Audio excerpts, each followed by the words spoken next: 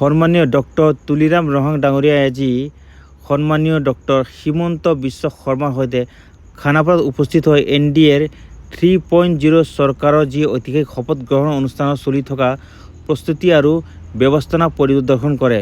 এই বৃহৎ অনুষ্ঠান সফলভাৱে সম্পন্ন কৰাৰ লক্ষ্যৰে ৰাজ্য চৰকাৰ আৰু প্ৰশাসনে পূৰ্ণদমে কাৰ্য অব্যাহত ৰাখিছে।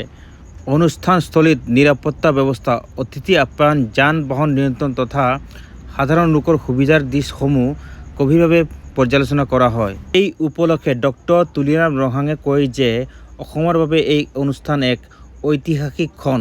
সমগ্ৰ ৰাজ্য এতিয়া গণতান্ত্ৰিক যাত্ৰাৰ এক নতুন অধ্যায়ৰ সাক্ষী হ'বলৈ সাজু হৈছে।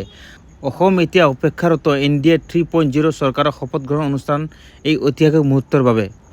বৰ্তমান মই দেখুৱাইছোঁ ডিফু প্লাছৰ পৰা সমগ্ৰ দৃশ্য ইয়াৰ এক আপোনালোকক ভিজুৱেল যোগে জনাবলৈ চেষ্টা কৰিছোঁ মই ডিফু প্লাছৰ পৰা। আপোনালোকে এনেধৰণৰ ভিডিঅ' পাবলৈ চেনেলটো ছাবস্ক্ৰাইব কৰি ৰাখিব আৰু পৰৱৰ্তী ভিডিঅ'লৈ অপেক্ষা কৰিব আপোনালোকে। ধন্যবাদ।